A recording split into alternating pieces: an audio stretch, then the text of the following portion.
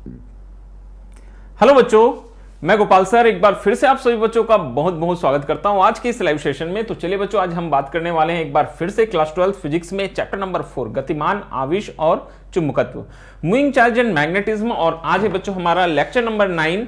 और आज की इस क्लास में मैं आपको बताने वाला हूं बच्चों एक समान चुंबकीय क्षेत्र में धारावाही लूप, ठीक है, धारावाही लूप या कुंडली बोलते हैं, उस पर बल आघूर्ण के लिए व्यंजक देखेंगे, कितना बल आघूर्ण कार्य करता है ये देखेंगे।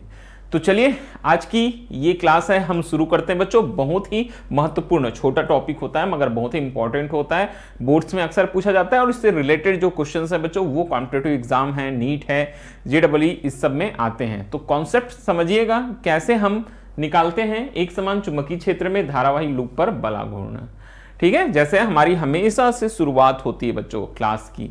सबसे पहले बात वही कि आज की क्लास में हम आपको क्या सिखाने वाले हैं। मैंने अभी बताया कि एक समान चुंबकीय क्षेत्र में धारावाही लूप पर बल आघूर्ण, torque on a current carrying loop in a uniform magnetic field, ये करेंगे। स्टार्ट करते हैं। एक समान चुंबकीय क्षेत्र में धारावाही लूप पर बल आघूर्ण। तो एक समान चुंबकीय क्षेत्र बोलता है बच्चों, तो सबसे पहले हमारे पास में एक मैग्नेटिक फील्ड होना चाहिए। एक समान चुंबकीय क्षेत्र, एक समान चुंबकीय क्षेत्र आपको मालूम है जहां चुंबकीय क्षेत्र रेखाएं जो होगी, मैग्नेटिक फील्ड लाइंस होगी, एक दूसरे के पैरेलल और सेम डायरेक्शन में होगी, वो एक समान चुंबकीय क्षेत्र होता है। तो ये हमारे पास में एक समान चुंबकीय क्षेत्र है। यहां पर हम कोई धारावाही लूप, तो मैंने यहां धारावाही लूप के रूप में एक आयताकार रेक्टेंगुलर शेप का एक कुंडली ले लिया, एक लूप ले लिया बच्चों, ठीक है। ये एक आयताकार लूप, ये एक समान चुंबकीय क्षेत्र में स्थित है। ध्यान से मेरी बात सुनना, बात समझ में आई। सबसे पहले क्या था, एक समान चुंबकीय क्षेत्र था बच्चों, उस पर मैंने एक लूप रख लिया, ठीक है, ये लूप रख लिया, ये आयताकार लूप है। अब सुनते जाएंगे, इसमें हम करंट फ्लो कराते हैं। करंट कैसे फ्लो होगा दिखाई दे रहा है, एरो का मार्क आपको दिखाई दे रहा है। ये करंट जो है बच्चों इस एरो के मार्क में इधर से फ्लो हो रही है, एरो के मार्क में फ्लो हो रही है, ये इस तरह से, यहां से देखें तो क्लॉकवाइज डायरेक्शन दिखाई दे रहा है। तो इस एरो के मार्क में क्या हो रही है बच्चों, करंट फ्लो हो रही है। समझ में आया ना करंट की डायरेक्शन आपको, एक बार फिर से देख लो। करंट कुछ इस तरह से यहां से गई ऊपर, ये फिर नीचे, फिर ये, इस तरह से करंट इसमें क्या हो रही है बच्चों, फ्लो हो रही है, ठीक है। अब चलिए हम कुछ नाम देते हैं। जैसे ये आयताकार लूप है बच्चों, इस आयताकार लूप को मैं नाम दे देता हूं PQRS और एक समान चुंबकीय क्षेत्र को हम बोल देते हैं B, ठीक है। क्या बोल देते हैं, एक समान चुंबकीय क्षेत्र को B बोल देते हैं। तो सबसे पहली बात, डायग्राम आपको क्लियर हो गया। एक समान चुंबकीय क्षेत्र में एक आयताकार लूप रखा है PQRS, जिसमें जो तीर का निशान है उसकी दिशा में क्या हो रहा है बच्चों, करंट फ्लो हो रहा है।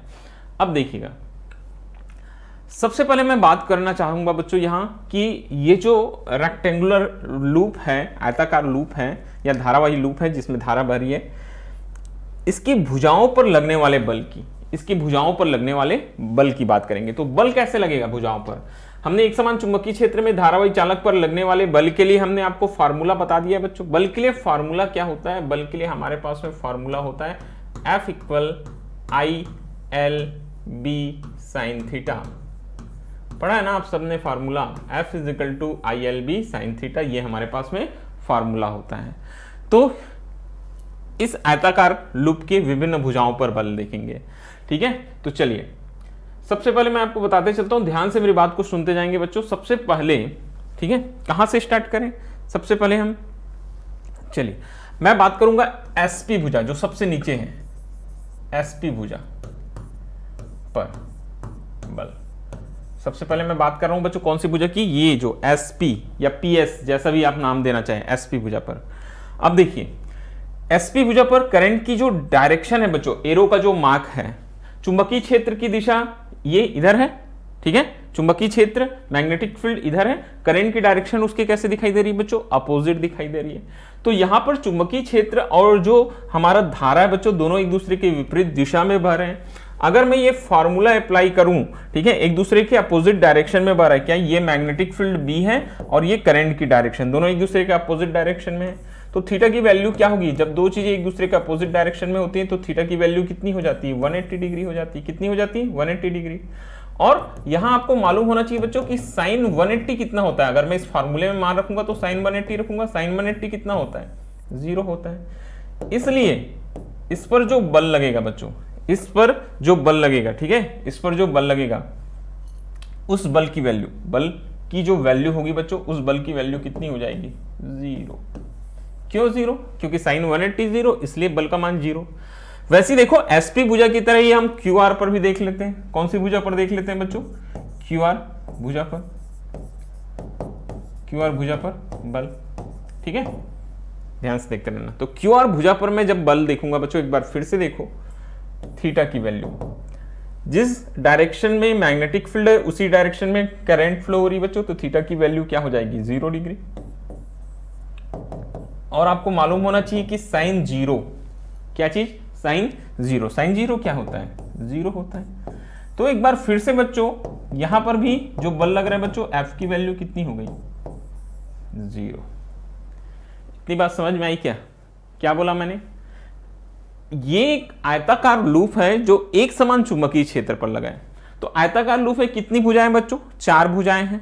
ठीक है, मैंने सबसे पहले 2 भुजा लिया। कौन कौन सा बच्चों? पीएस या एसपी, जो भी नाम दे आप, पीएस या एसपी, और ये ऊपर वाला क्यूआर।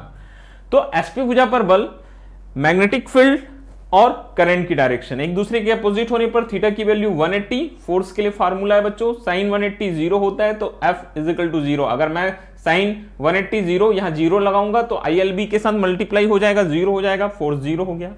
वैसे क्यूआर भुजा में बताया बच्चों मैंने, क्यूआर भुजा में करंट और मैग्नेटिक फील्ड सेम डायरेक्शन में, थीटा की वैल्यू 0 हो जाती है। एक ही डायरेक्शन पर होने पर साइन 0 इज इक्वल टू 0। यहां भी लगने वाले बल का मान क्या हो गया बच्चों? 0।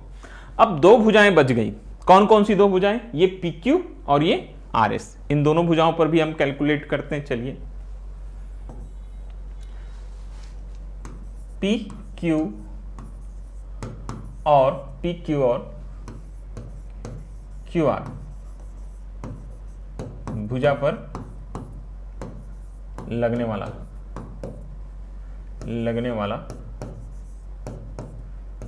बल। अब देखिएगा यहां देखिए, यहां अगर आप ध्यान से देखेंगे बच्चों, तो जो मैग्नेटिक फील्ड है और जो करंट है दोनों कैसा है? ये 90 डिग्री पर है बच्चों। यहां भी देख लो, मैग्नेटिक फील्ड और करंट कैसा है बच्चों? 90 डिग्री पर है। इसलिए मैंने दोनों भुजाओं को एक साथ ले लिया। तो बल, यहाँ थीटा की वैल्यू कितनी डिग्री आई हमारे पास में? 90 डिग्री।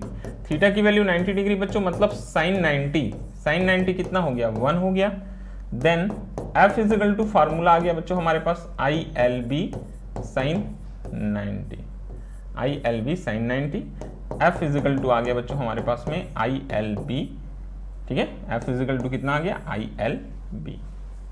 क्लियर है मेरी बात? तो इस तरह से हमने चारों भुजाओं पर लगने वाला बल निकाल लिया। चारों भुजाओं पर लगने वाला क्या निकाल लिया? बल। 2 भुजा है PS और QR, इस पर लगने वाला बल 0 है। जो PQ और जो RS है बच्चों, उस पर बल मैक्सिमम लग रहा है, ILB। ठीक है, इतनी बात आपको समझ में आनी चाहिए सबसे पहले तो। ठीक है, ठीक है। थीटा कहां से देखते हैं? मैग्नेटिक फील्ड और जो करंट फ्लो हो रही है वहां से हम देखते हैं, जो धारा बह रही है और जो चुंबकीय क्षेत्र उसके बीच से। ये पहले आप समझ लिए। ठीक है, हो गया आपके पास में बच्चों। क्या बोला मैंने? PS और QR पर जो बल लग रहा था वो 0 था, और 2 भुजा है बच्चों, कौन कौन सा? PQ और RS, उस पर जो बल लग रहा है उसका मान ILB है। मतलब दोनों पर लगने वाला बल कैसा है बच्चों? समान है। अब देखिए, थोड़ा सा मैं यहां बात करूंगा बच्चों इस बल के डायरेक्शन की। डायरेक्शन के लिए मैंने आपको फ्लेमिंग्स लेफ्ट हैंड रूल दिया है, फ्लेमिंग के बाएं हाथ का नियम। तो कौन कौन सी भुजा में? देखो PQ में, देखो PQ में, ठीक है, PQ में और RS में। तो सबसे पहले PQ भुजा में बच्चों, फ्लेमिंग लेफ्ट हैंड रूल, अपना लेफ्ट हैंड रूल ऐसे रख लीजिए। ये फोर्स, ये क्या होता है बच्चों? मैग्नेटिक फील्ड, और ये करंट। ठीक है, अंगूठा हमारा बल को बताता है। जो पहली उंगली है बच्चों, ठीक है, ये फर्स्ट फिंगर जो हमारी है वो मैग्नेटिक फील्ड को, और ये जो हमारी मिडिल फिंगर है बच्चों वो करंट को शो करती है। तो चलिए अपने हाथों को, ठीक है, लेफ्ट हैंड को, करंट ऐसे कुछ, ये करंट, मिडिल फिंगर करंट बच्चों, middle finger current, current upward direction में। ये हमारी फर्स्ट फिंगर, पहली उंगली जो है मैग्नेटिक फील्ड के डायरेक्शन में दिखाई दे रही है आपको। तो मेरा अंगूठा किधर दिखाई दे रहा है? अंगूठा मेरा कैसे दिखाई दे रहा है बच्चों? इस तल के लंबवत नीचे की ओर, इस तल के लंबवत नीचे की ओर, ऐसे देखो। ये मैग्नेटिक फील्ड, ये करंट अपवर्ड डायरेक्शन में, और अंगूठा कैसे? नीचे की ओर। तो यहां पर जो फोर्स लग रहा होगा बच्चों, यहां पर जो फोर्स लग रहा है वो फोर्स, ध्यान से देखिएगा ना, ये जो फोर्स है बच्चों, ये फोर्स, ये जो यहां फोर्स लग रहा है, ये फोर्स कैसे लग रहा है यहां? इस फोर्स को चलिए हम कुछ नाम दे दें, इस फोर्स को मैं नाम दे देता हूं बच्चों F1। इस फोर्स को मैं नाम दे देता हूं F1। F1 की जो डायरेक्शन है, F1 की जो डायरेक्शन है बच्चों, इस चालक तार के लंबवत कैसे, नीचे की ओर है। समझ में आया? ठीक है, फ्लेमिंग लेफ्ट हैंड रूल बहुत ही मजेदार होता है, कुछ नहीं करना। ठीक है, आप इसको क्या करना, जो आपका पहला फिंगर है बच्चों चुंबकीय क्षेत्र को, ठीक है, ये आपका जो क्या है मिडिल फिंगर है, जो आपका मध्यमा है बच्चों, उसको करंट की डायरेक्शन में ऊपर की ओर, अंगूठा हमारा नीचे की ओर। सेम चीज यहां भी अप्लाई करो लेफ्ट हैंड से। अब देखो लेफ्ट हैंड से यहां भी अप्लाई करना है बच्चों मैग्नेटिक फील्ड, यहां करंट, ये देखो मैग्नेटिक फील्ड की ओर मेरी ये उंगली, पहली उंगली, करंट की ओर बच्चों मेरी मिडिल फिंगर नीचे की ओर दिखाई दे रहा है। मेरा अंगूठा कैसे जा रहा है, बाहर की ओर। मेरा अंगूठा कैसे जा रहा है बच्चों, बाहर की ओर। ठीक है, तो ये जो दूसरा बल है वो ऊपर की ओर। दूसरे बल को मैं नाम दे देता हूं बच्चों F2। क्या नाम दे दिया बच्चों मैंने इसको, F2 नाम दे दिया। तो बात समझ में आई? F1 जो है वो नीचे की ओर और F2 ऊपर की ओर। तो ये दोनों के दोनों बल जो है बच्चों हमारे पास में यहां कौन कौन से दो बल, F1 और F2, इनके मैग्नीट्यूड तो इक्वल हैं। दोनों बल मैंने बताया, दोनों बल क्या है होंगे, ILB होंगे, ILB होंगे। और ये L क्या है मालूम है आपको, ये L क्या है बच्चों, इसकी लेंथ है ना, ये याद रखना। ये जो लेंथ है, इसकी लेंथ, ये आयताकार लूप की लेंथ को हम क्या लेंगे बच्चों, L लेंगे। इसकी विड्थ भी ले लेता हूं, इसकी चौड़ाई को मैं B ले लेता हूं, इसकी चौड़ाई को मैं क्या मान लेता हूं बच्चों, B मान लेता हूं। तो ये दोनों बल मैग्नीट्यूड में तो आपस में बराबर है, F1 F2 is equal to ILB, मगर इसके डायरेक्शन कैसे हैं बच्चों, अपोजिट हैं। इसके डायरेक्शन क्या है, अपोजिट है। ठीक है, तो देखिए होगा क्या, ये कॉन्सेप्ट आपने क्लास 11th में कई बार सीखा है। जब दो बल परिमाण में बराबर और दिशाओं में क्या होते हैं बच्चों, विपरीत होते हैं, तो वो एक बलयुग्म, एक कपल फोर्स का निर्माण करते हैं, एक बलयुग्म बनाते हैं। क्या बनाते हैं बच्चों, एक बलयुग्म, जिससे क्या होता है, ये आयताकार लूप क्या होने लगेगी बच्चों, घूमने लगेगी। ठीक है, ये आयताकार लूप क्या होने लगेगी बच्चों, घूमने लगेगी। जैसे मैं आपको समझाता हूं, इधर देखिएगा, इधर देखो, ये मान के चलो एक रेक्टेंगुलर शेप का है ना, रेक्टेंगुलर शेप का है बच्चों। अगर हम इसके जो दो साइड्स हैं, एक साइड को मैं ऊपर करूंगा, दूसरे साइड को मैं नीचे करूंगा, एक साइड पर बल मैं ऊपर लगाऊंगा, एक में नीचे लगाऊंगा, तो ये क्या होने लगेगा बच्चों, ये घूमने लगेगा। ये क्या होने लगेगा बच्चों, घूमने लगेगा। ठीक है, बहुत सारे एग्जांपल्स आपने देखा है 11th में बलयुग्मक आघूर्णक। एक बार फिर से यही चीज मैं आपको समझाना चाहता हूं बच्चों, अगर एक बल इस पर ऊपर लगे, एक बल नीचे लगे, तो उसके प्रभाव से ये क्या होने लगेगा, ये घूमने लगेगा।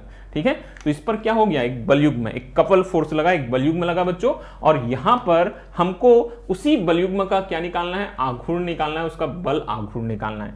तो चलिए, इतना आपको समझ में आ गया, बल निकाल लिए। अब हम आसानी के साथ बलयुग्म का क्या निकाल सकते हैं बच्चों, आघूर्ण निकाल सकते हैं। तो हम आपको दिखाते हैं बलयुग्म का आघूर्ण निकालकर, आगे बढ़ेंगे। ठीक है, तो यहां बल युग्म का आघूर्ण, बल युग्म का बच्चों आघूर्ण, हमारे पास फार्मूला क्या होगा, एक बल गुना दोनों बलों के बीच की लंबवत दूरी, दोनों बलों के बीच की लंबवत दूरी। ठीक है, दोनों बलों के बीच की लंबवत दूरी, एक बल गुना दोनों बलों के बीच की लंबवत दूरी, ये हमारे पास फार्मूला आ जाएगा बच्चों। थोड़ा सा इसको समझिएगा ना, इसमें हम कुछ और करना चाहते हैं। क्या करेंगे बच्चों, इधर देखिएगा, ये जो पीएस भुजा है ना, ये जब रोटेट होगी बच्चों, घूमेगी, ये मैग्नेटिक फील्ड है, पीएस भुजा है, ये जब घूमेगी ना, तो पीएस भुजा ऐसी नहीं रहेगी, ये क्या हो जाएगी बच्चों, ये भुजा भी घूम जाएगी। घूमने से मतलब समझते हैं, पी नीचे चला जाएगा, एस क्या आ जाएगा बच्चों, ऊपर आ जाएगा। ठीक है, तो मैं यहां पास एक और डायग्राम बनाना चाहता हूं बच्चों, एक स्टैंडर्ड पोजीशन लेना चाहता हूं, देखो कैसे होगा एक क्षण। ठीक है, एक मिनट रुकिएगा,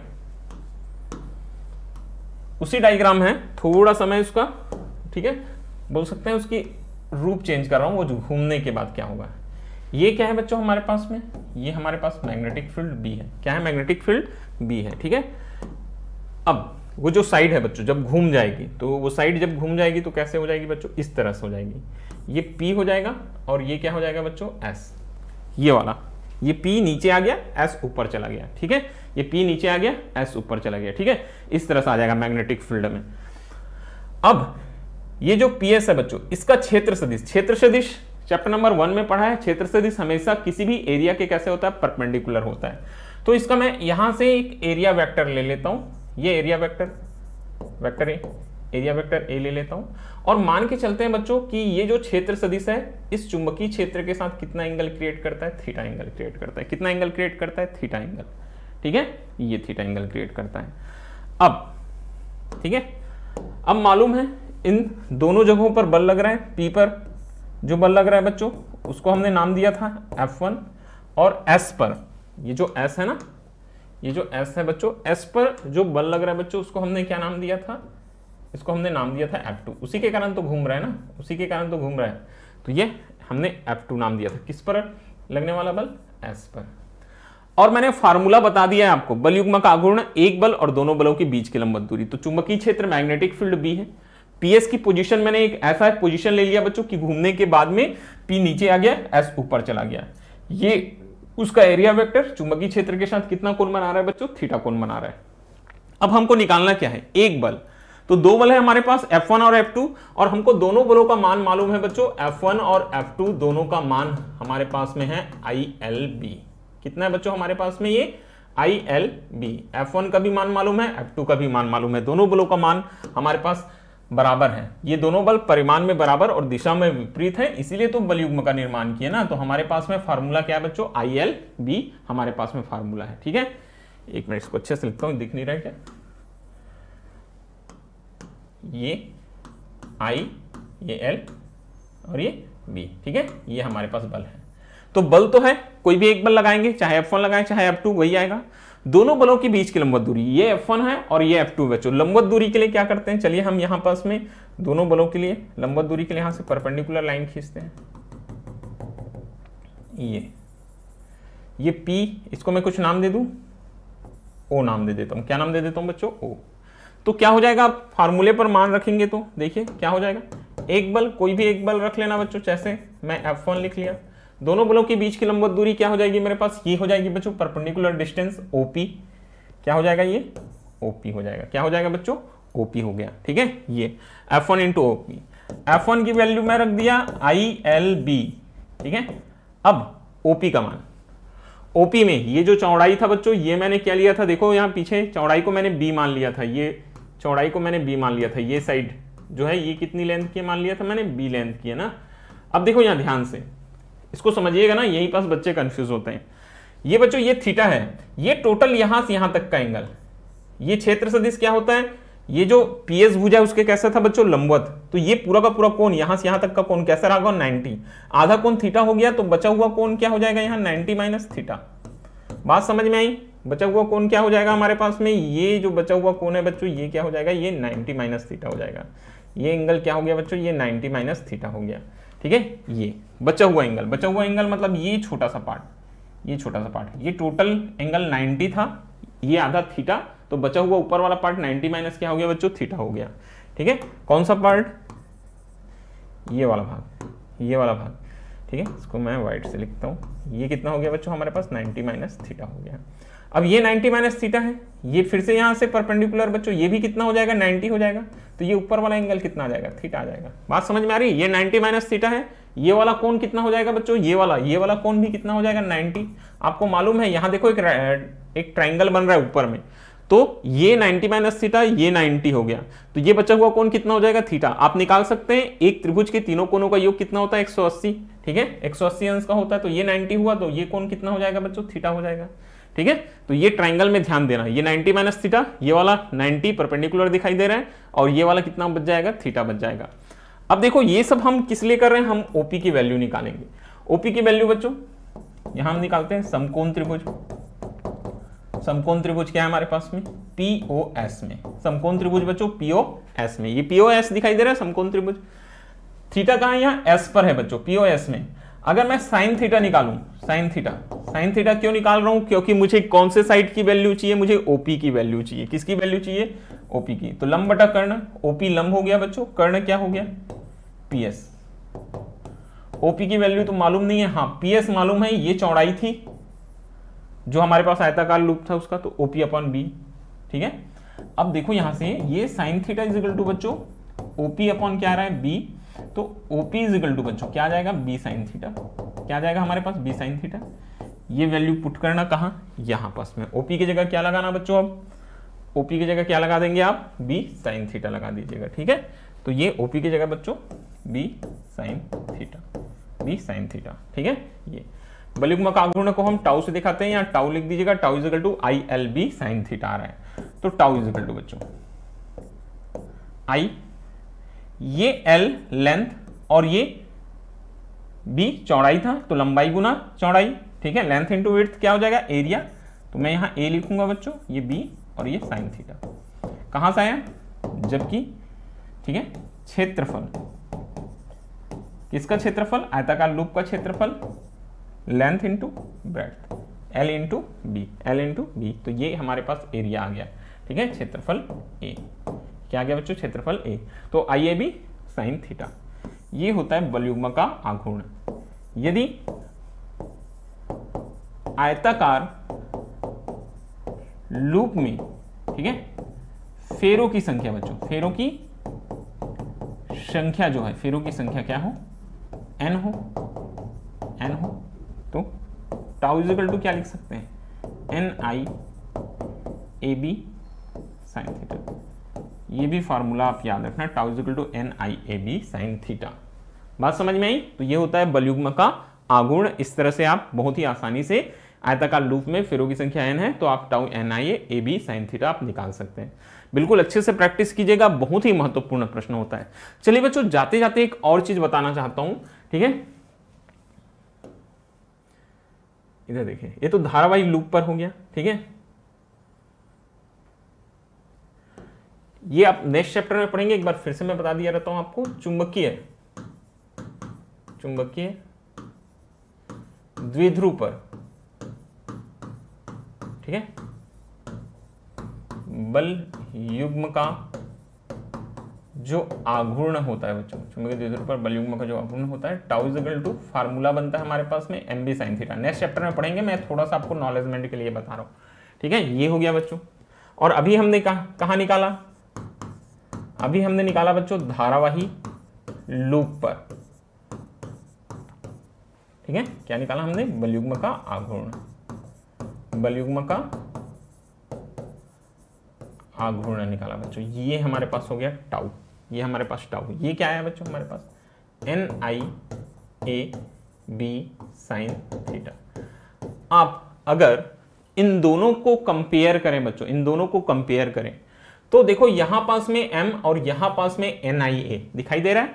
ये जो m है ना, ये होता है बच्चों चुंबकीय आघूर्ण। m क्या होता है बच्चों, चुंबकीय आघूर्ण, ठीक है।